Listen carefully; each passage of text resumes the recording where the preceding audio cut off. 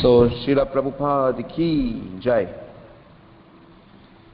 तो आज हम बात करेंगे श्रील प्रभुपाद के सन्यास की। एक रात अभय ने एक चमत्कारपूर्ण स्वप्न देखा और ये सपना इनको पहले भी कई बार आ चुका था, और विशेष करके तब जब वो गृहस्थ आश्रम में थे। उन्होंने देखा कि उनके गुरुदेव श्री भक्ति सिद्धांत सरस्वती महाराज उनके सामने प्रकट हुए, ठीक वैसे ही जैसे उनके जीवन काल में उन्होंने देखा था। बिल्कुल लंबे, विद्वतापूर्ण सन्यासी, आध्यात्मिक तेज से ओतप्रोत, कृष्ण के जैसे निजी अनुचर हैं। और उन्होंने कहा, अभय अभय सुनो, तुम अब सन्यास ले लो। उनका कहना था, आओ सन्यासी बनो। आश्चर्य से अभय उठ के बैठ गए। ये आदेश गुरुदेव का फिर से। जब पहली बार कलकत्ता में उनकी भेंट हुई थी तब आदेश दिया था कि पूरे संसार में प्रचार करो, और अब स्वप्न में आके आदेश दे रहे हैं कि सन्यास लो। अब सन्यास ले लो और तुम ये मिशन पूरा करने में वास्तव में सफल हो जाओगे। इसके पहले समय अनुकूल नहीं था। अभी तक अभय चरण सफेद कपड़े पहनते थे, सफेद धोती कुर्ता। तो उन्होंने इस पे बहुत विचार किया, क्योंकि सन्यास का मतलब होता है कि वैष्णव को अपने मनसा वाचा कर्मणा परम भगवान की सेवा में समर्पित होना होता है। अन्य सारे धंधे छोड़ने होते हैं। लेकिन अभय चरण चरणारविंद तो पहले ही ऐसा कर चुके थे, और भक्ति सिद्धांत महाराज के जो मुख्य शिष्य थे इस आंदोलन को आगे बढ़ाने के लिए, उन सबको भी उन्होंने सन्यास दिया था। और कुछ एक सन्यासी बाहर के देशों में भी गए थे प्रचार के लिए, लेकिन वहां उन्हें इतनी सफलता प्राप्त नहीं हुई। उन्होंने जो अपनी बेबसी जाहिर की थी अपने विरह अष्टकम में कि संसार में गुरु महाराज आपके बिना हम लोग कैसे प्रचार करेंगे, जो दुख हो रहा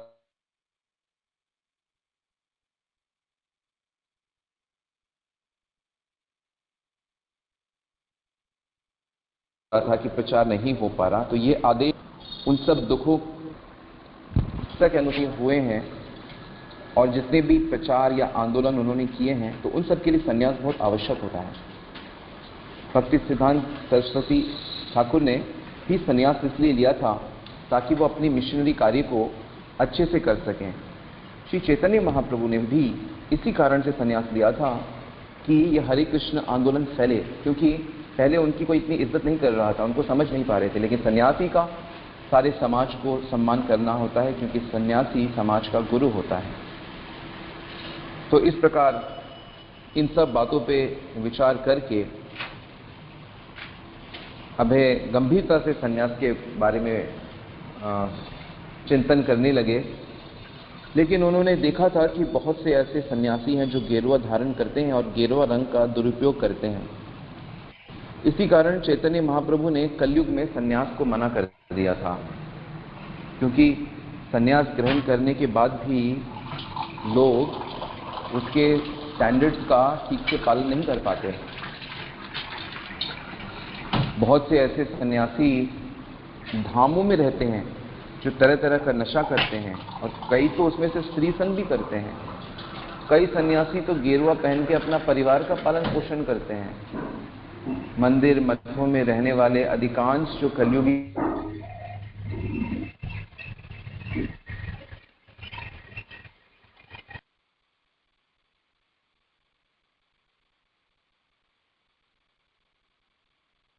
तो ये सब चीजें रहती हैं, और प्रभुपाद इन सब पे विचार कर रहे थे। तब उन्होंने अपने एक गुरु भाई जो चैतन्य मठ के, जिनके पास चैतन्य मठ की डोर थी, श्री भक्ति विलास तीर्थ महाराज, जिनका पहले नाम कुंज बिहारी था, और उन्होंने पत्र लिखा कि मैं सन्यास ग्रहण करना चाहता हूँ। और अभय चरण का बहुत सम्मान था, क्योंकि वो बहुत विद्वान थे कवि थे, पत्रिकाओं का संपादन करते थे, विशेषकर हार्मोनिस्ट जो अंग्रेजी मैगजीन थी, और भक्ति सिद्धांत महाराज से भी उनको बहुत एप्रिसिएशन प्राप्त था, इसीलिए पूरे गौड़ीय मठ में उनका बहुत सम्मान था। तो जब उन्होंने इनको पत्र लिखा कि मैं संन्यास ग्रहण करना चाहता हूं, तो भक्ति विलास तीर्थ महाराज ने उनको कहा कि वे इसके लिए अभी इतनी जल्दी ना करें, पहले वो आके इस चैतन्य मठ में सम्मिलित हो जाएं और कुछ समय तक मठ की सेवा, क्योंकि मठों में बहुत से कार्य हैं जो मठ कर रहा है। उन्होंने कहा कि हमारे पास अच्छे कमरे हैं, खुली हवा है, प्रकाश है, आपको हम विशेष सुविधाएं प्रदान करेंगे, आपको कोई कठिनाई नहीं होगी, आपका विशेष ध्यान रखा जाएगा। क्योंकि अभयचरण ने कहा था कि मैं चाहता हूं कि मुझे मेरी जो पुस्तकें हैं, जो मैंने कुछ लिखी हैं, आप उनको प्रिंट करें, ताकि उनको प्रिंट करा कि मैं संन्यास ग्रहण के उपरांत में विदेश में जा सकूं और इनका प्रचार करूं। तो उन्होंने असमर्थता दिखाई, क्योंकि उनके मठ में भी हालांकि चीज़ें हो रही थी, लेकिन उनको भी धन का बहुत ही अभाव था। उन्होंने ऐसा जवाब दिया कि आप इतनी अभी शीघ्रता ना करें, सेवा करें, बाद में सही समय पे निर्णय लिया जाएगा कि आपको कब संन्यास आपका होना चाहिए। और अगर आप बाहर जाएंगे तो आपके पीछे एक बड़ी संस्थान होनी चाहिए, और बाहर प्रचार करने से पहले आपको अपने देश में ये प्रूफ करना पड़ेगा कि आपने यहाँ पे अच्छा प्रचार किया है। भारत में जो ख्याति होनी चाहिए। और अभी वैसा सभाएं भी पाश्चात्य जगत में नहीं होती जैसे पहले होती थी। जैसे कि जब स्वामी विवेकानंद गए थे तो उस समय बहुत सी धार्मिक सभाएं होती थी।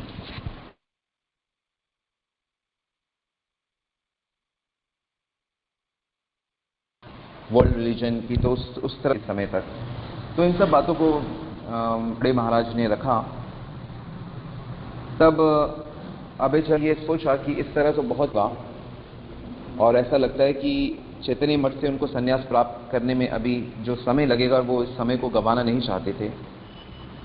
तो उन्होंने एक और जो उनके गुरु भाई थे मथुरा में, केशव जी महाराज, उनको पत्र लिखा, और केशव जी महाराज बहुत प्रसन्न हो गए और उन्होंने कहा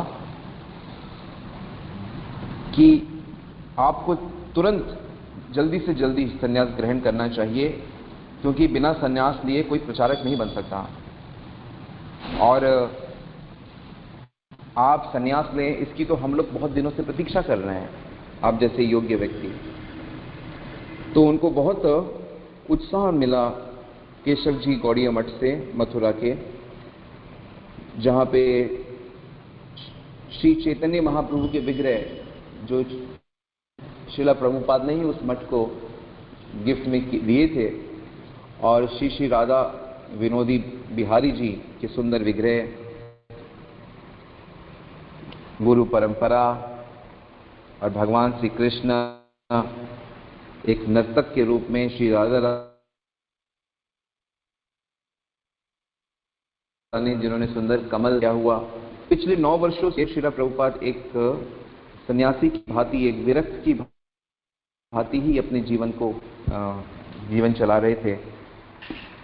तो केशव जी गौड़ीय मठ को 17 सितंबर 1959 में वो जब पहुंचे, उस दिन विशेष सजावट थी। हालांकि बाहर से इतने गेस्टों को नहीं बुलाया गया था और लोगों को पता नहीं था, इसलिए वहाँ ज़्यादा भीड़ नहीं थी। केवल मठ के ही जो भक्तगण थे वो बैठे हुए थे। भगवान की आभा बड़ी सुंदर दिख रही थी। भगवान का मुख एकदम अरुण लाल रंग से प्रकाशित हो रहा था। ऐसा लग रहा था कि जितने भी आचार्य हैं गुरु परंपरा के, वो सब सजग होकर बैठे हैं जब अभयचरण अरविंद संन्यास के लिए उपस्थित हुए हैं। उस दिन 90 वर्षीय सनातन एक प्रभु थे, उनका भी संन्यास होना था। और श्रीला प्रभुपाद जो लगभग 63 या 64 इयर्स के हो गए थे, क्योंकि 1896 का उनका जन्म था और ये सन चल रहा है 1959। तो सन्यास के लिए बैठे कुश के आसन में बीच में बैठे केशव जी महाराज और यज्ञ कराने के लिए बैठे श्री नारायण महाराज मंत्रों का उच्चारण करने लगे। अग्नि में धान्य और घी की आहुति डाली। अभय के गुरु भाई अकिंचन कृष्णदास बाबा जी, जो बड़े अपने मधुर संगीत के लिए प्रसिद्ध थे, उन्होंने कृष्ण भजन और महामंत्र का कीर्तन किया। उसके बाद महाराज ने अभय को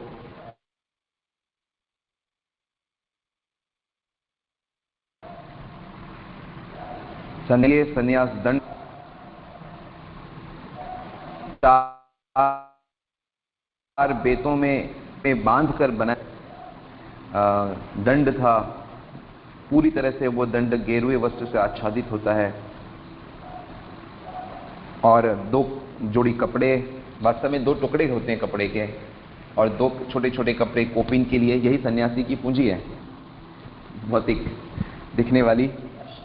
और कई प्रकार के सन्यास मंत्र दिए गए। जैसे हम लोग ब्राह्मण दीक्षा के समय 7 प्रकार के गायत्री मंत्र करते हैं, ऐसे ही सन्यासियों के और भी अधिक मंत्र होते हैं। उन्हें अपने गायत्री मंत्रों के साथ सन्यास रूपी गायत्रियां भी कई सारी करनी पड़ती हैं। और केशव महाराज ने कहा कि आज से अभय का नाम होगा भक्ति वेदांत स्वामी महाराज की जय।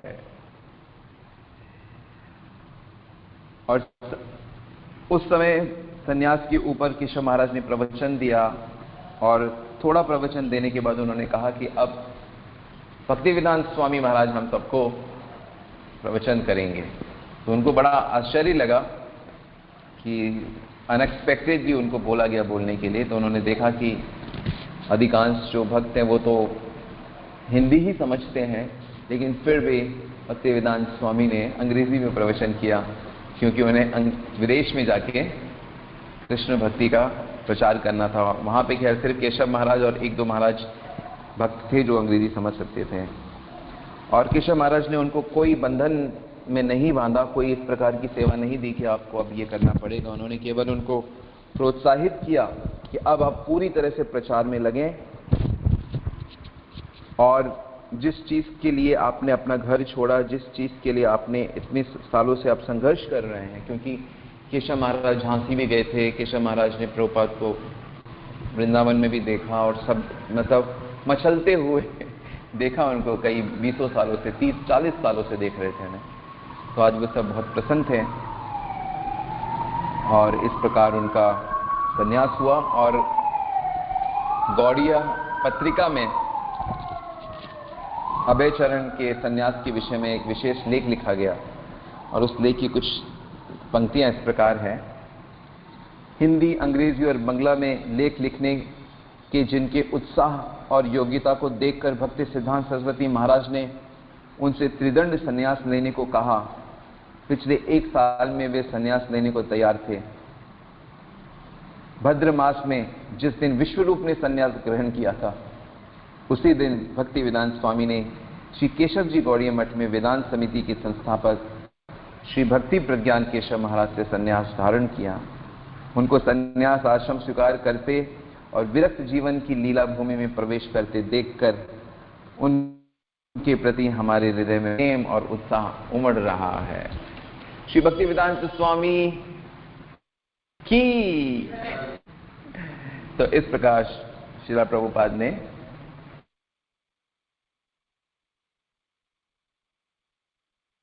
संन्यास ग्रहण किया, और इस प्रकार यह अध्याय भी समाप्त हो, और आगे हम देखें कि सन्यासी बन के वो क्या स्ट्रगल करते हैं। हरे कृष्ण।